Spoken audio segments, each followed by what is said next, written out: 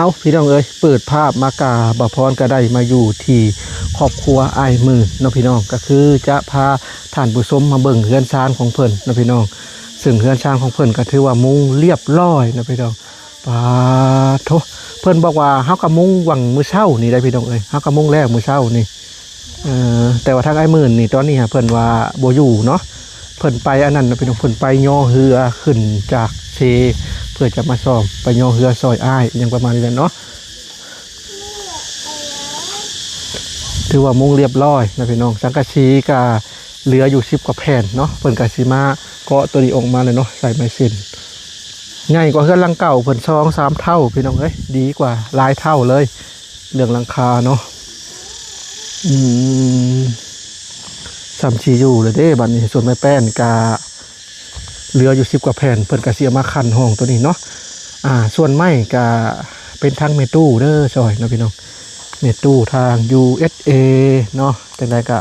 ขอบบุญขอบคุณเพิ่นหลายๆเนาะพี่น้องเพิ่นก็ซอยครอบครัวไอ้หมื่นน่ะ400เนาะพี่น้องแล้วก็ซอยค่าน้ำมันพอน่ะ100นึงเนาะก็พอดีเบิดเลยเงินของเพิ่นเนาะพี่น้องเพราะว่า400นี่ก็ได้อยู่8ล้าน4แสนเนาะและที่นี่แหละบ่พอถ้าซื้อไม้ไปนะเบิด8ล้าน5แสนนะพี่น้องแล้วก็มีงบผู้ใหญ่ใจดีทั้ง2บ่าวลานํเนาะทั้ง2บ่าวลาเพิ่นก็ซื้อโคราคาตัวนี้นะพี่น้องส่วนบ่พรน่ะไม่แป้นผูแป้นปูแป้นฟ้า48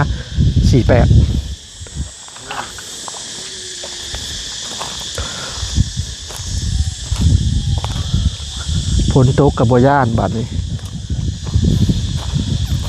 เอาเดี๋ยวก่อนจะเข้าไปสอบถามทางเมียเพิ่นก็สิได้พาขึ้นไปเบิ่งเทิงเฮือนก่อนแป๊บนึงนะพี่น้องอันนี้เป็นข้างเทิงเนาะก็ถือว่าปูแป้นเรียบร้อยแป้นอันนี้เพิ่นแป้นเพิ่นไปหาซอยกับเจ้านะพี่น้องเพิ่นไปซอยกับเจ้าแล้วส่วนแป้นบ่พอซื้อมันได้แต่แค่นั้นเนาะ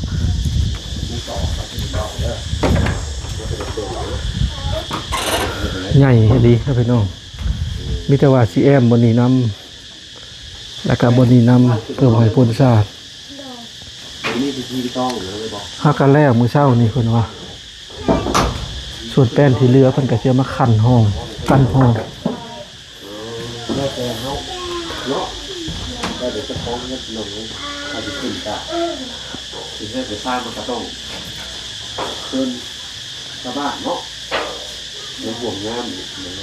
พออยู่แล้วพี่น้องจังหนึ่งเนาะ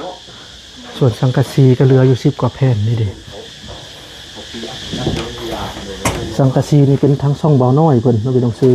10กว่าแผ่นแล้วก็ทั้งพระอาจารย์ท่านนึงที่เพิ่นมาทุดงส่วนเดือน1เพิ่นก็เอาให้ล้านนึงเพิ่นก็ซื้อ10แผ่น15แผ่นเนาะสังกะสี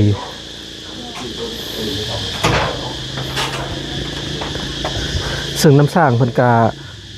ทางผู้เจาะน้ำสร้างบาดาลก็มาแปลงกันเลยซึ่งก็อิ่วกับม่อนเลยเนาะพี่น้องแต่ก่อนนักอะไรเนาะ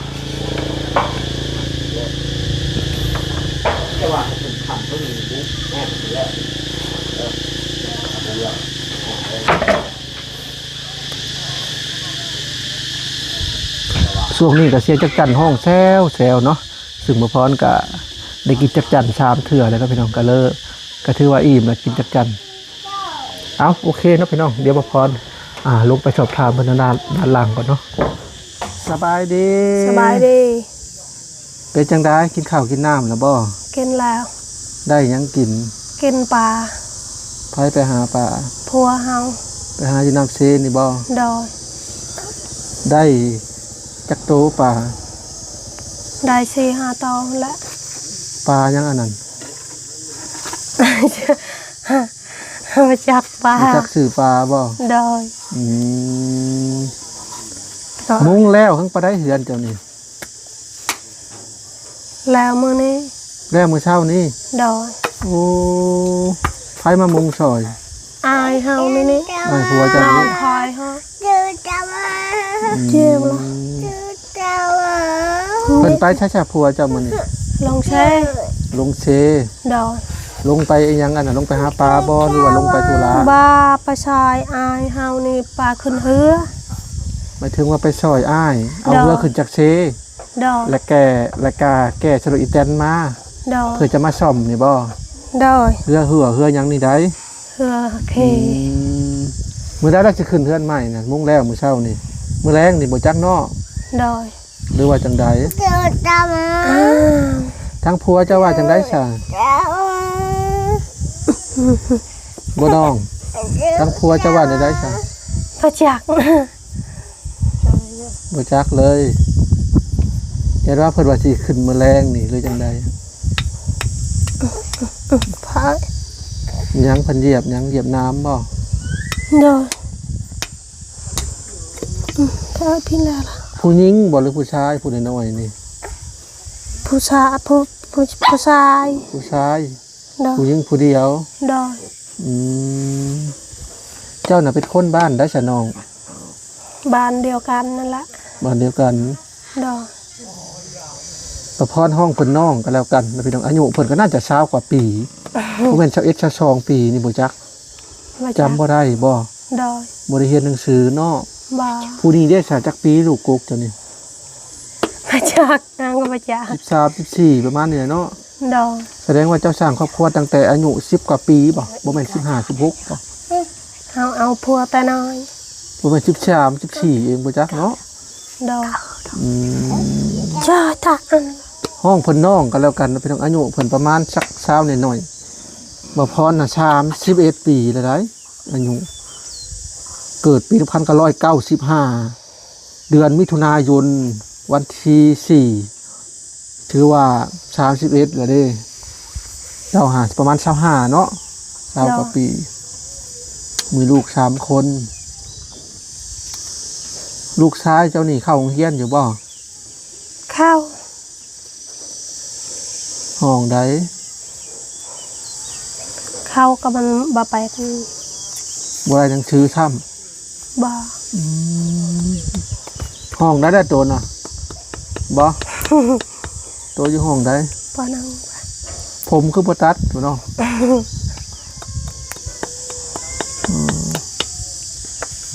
ผมน่ะคือบ่ตัด หรือว่ามักทรงนี่บ่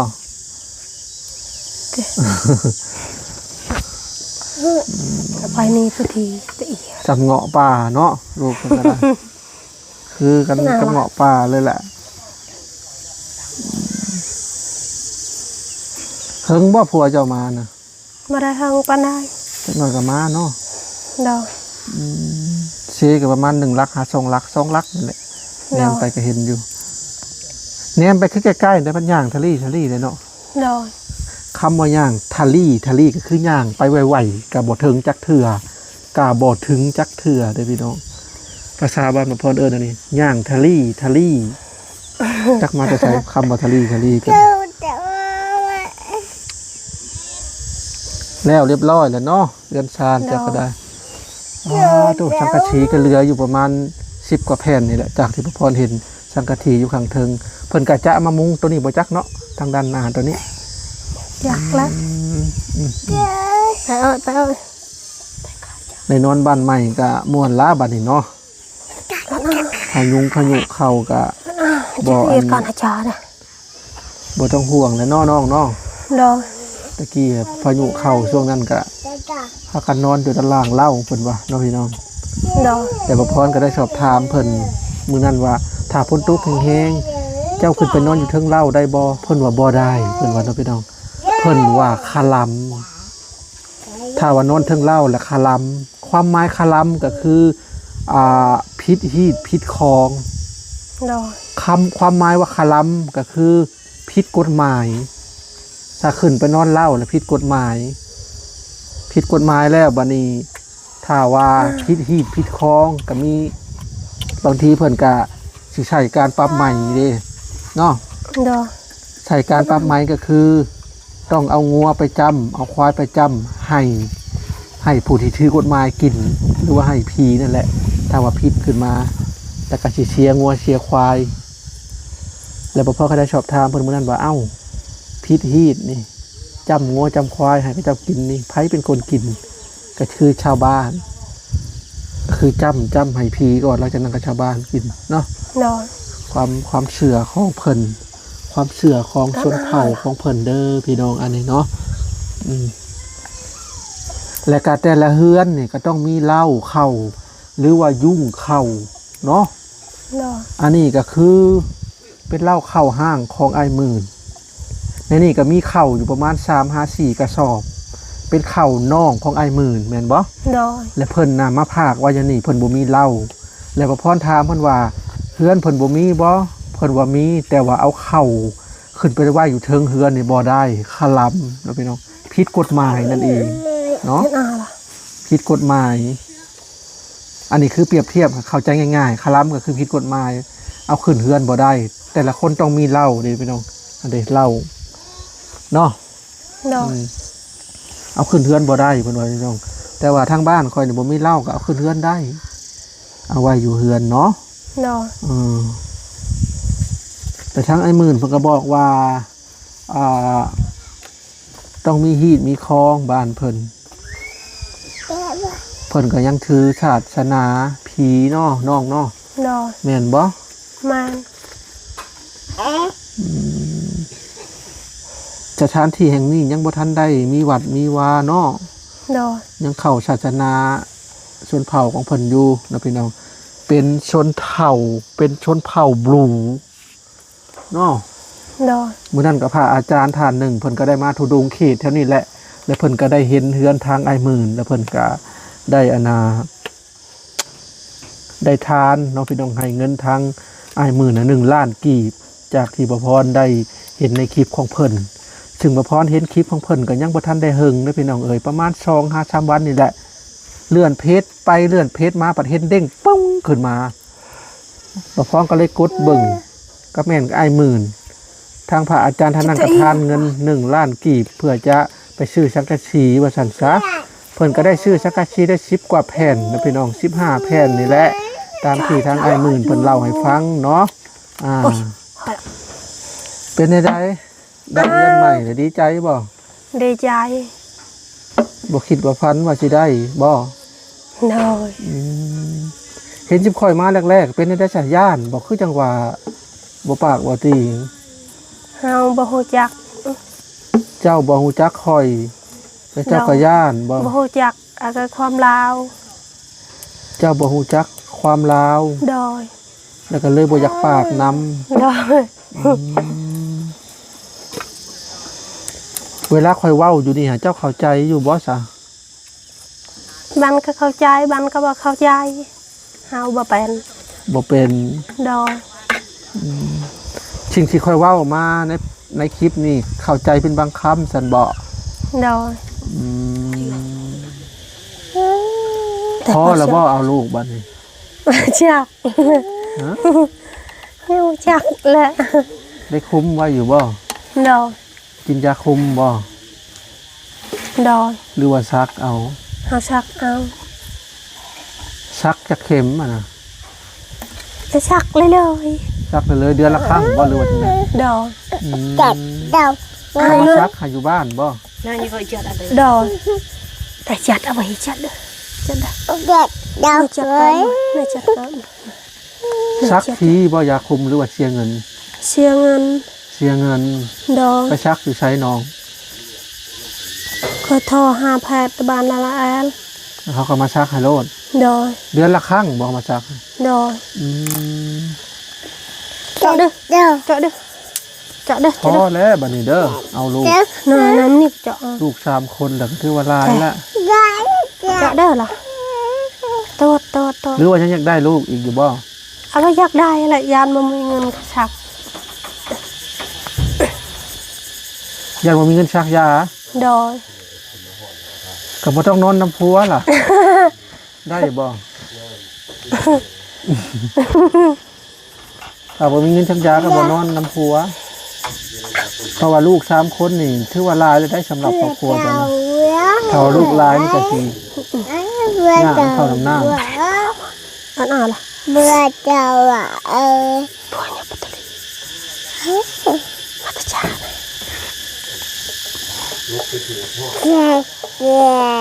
3 คนเลยเนาะก็พอดีได้พี่น้องสำหรับเขตนอกบางคนนี่4-5 คนก็ได้เอาลูกในใจทั้งน้องก็จะได้ลูกอยู่บ่ตอนนี้ พาย เจ้าฮะ บ่ พอแล้วบ่ ดา จักสิพ่อแท้หรือพ่อปลอมเนาะ จ้ะ บางทีแบบว่าคุมบ่อยู่ก็เกิดอีกก็มีได้เนาะ ดอย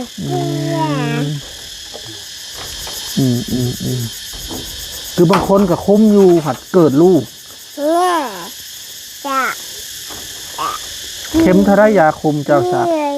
ชามใช่ไหม เข็ม35 ดอย ต้องเชียร์เงินได้พี่น้องอยู่เขตแถวนี้ เวลาสักยาเนาะ ดอย สิ่งหลายๆคนกล่าวว่า คือบ่มีอันโครงการแบบว่าให้คุมกำเนิดก็คือบ่ค่อยมีนะพี่น้องถ้ามีก็คงจะดีเนาะแจกจ่ายยาคุมให้บ่ให้เกิดลูกหลายเด้ ถึงมีก็อาจจะแบบบ่ทั่วบ่ถึงนะพี่น้องบ่พอกันนี้ข่าวอยู่ช่วงนั้น ที่มีโครงการหนึ่งดอกที่พระเจ้าลงไปแต่ละหมู่บ้าน ผู้ใดอยากชักยาคุมนี่ก็ชักฟรีได้ยินข่าวอยู่ครับคือว่าอะไรอาจจะห่างหายไปแล้วไปแบบว่างบประมาณบ่มีก็เลยห่างหายไปถ้าว่าอยากชักยานี่โทรแพทย์มาเลย ดอย แพทย์กระเป๋าแล้วหิวกระเป๋ามาชักให้เลย ดอยชับละชับ เวลาเป็นไข่เป็นหยังนี่ก็ ทอเอาแล้ว ฝึกมาแล้วเนาะ ดอย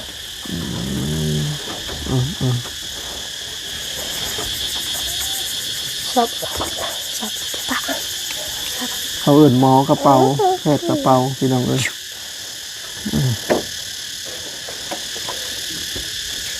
ชักถูกเดือนบ่ยาคุมนะ ดอย ครบหอบแล้วชักฉันบอก ดอย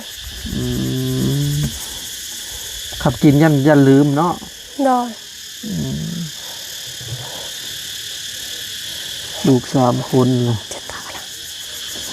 จะตาย ทำมีอีกกับคนหนึ่งกับพี่เป็น4มีอีกคนหนึ่งกับพี่เป็น5เนาะ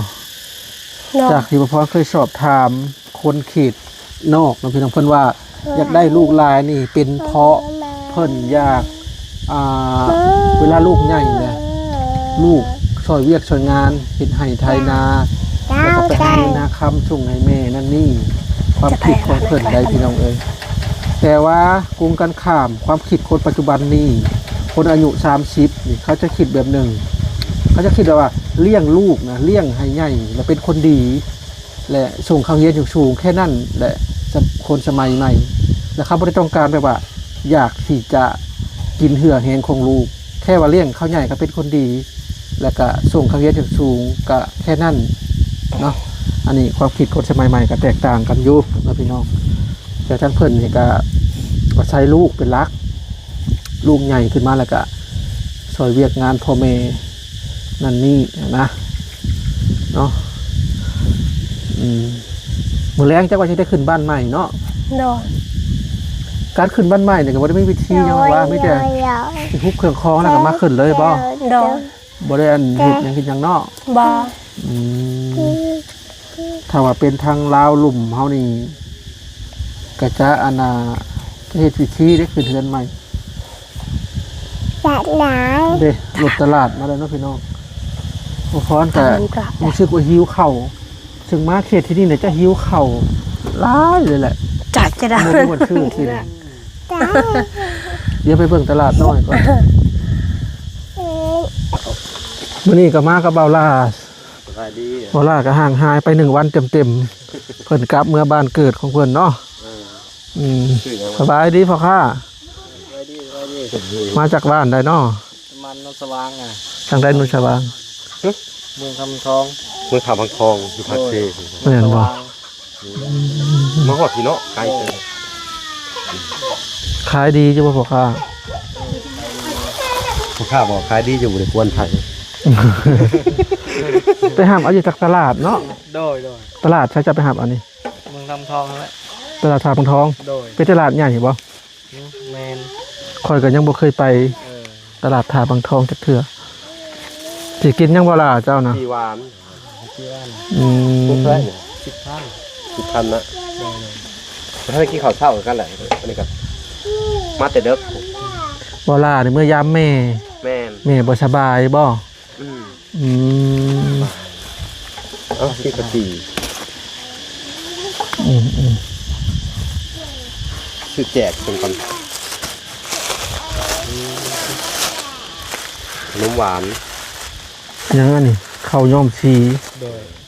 ข้าวเมาเอาเนี่ยตัวนี้ข้าวสดินมีบ่ ประเด็นโมมี่อ่ะ กินอะไรนอกหลักก็ชื่อขนมกับทางครอบครัว เอาตัวนี้เนี่ยซื้อให้เด็กน้อย นี่คือขนมหวานสบายดี เอาตัวนี้น้ำนี่ ที่เขาคิดอะไรหน้าไม่ละพ่อนั่นแหละโอเค จะชิลัดเมื่อนี้บ่บ้านเจ้า ก็ทางนัดกลับไปทางนาจง นาจงอาจารย์ โดย ไปพูดเลย แมน เท่าไรล่ะ 30 หึ 30 40กับอาตนั่นน่ะ อ่ะจ่ายเงินผล30,000กีบประมาณ40 กว่าบาทนะพี่น้องอ่ะ เนาะฮะไม่ขึ้นกันกันค่ะ คือสิหิวเนาะบ่ค่อยมีเงินซื้อกินเด้เพิ่นจะมักวิดีโอเนาะ มากูกัดมา เป็นวิดีโอของเวียดแต่ว่า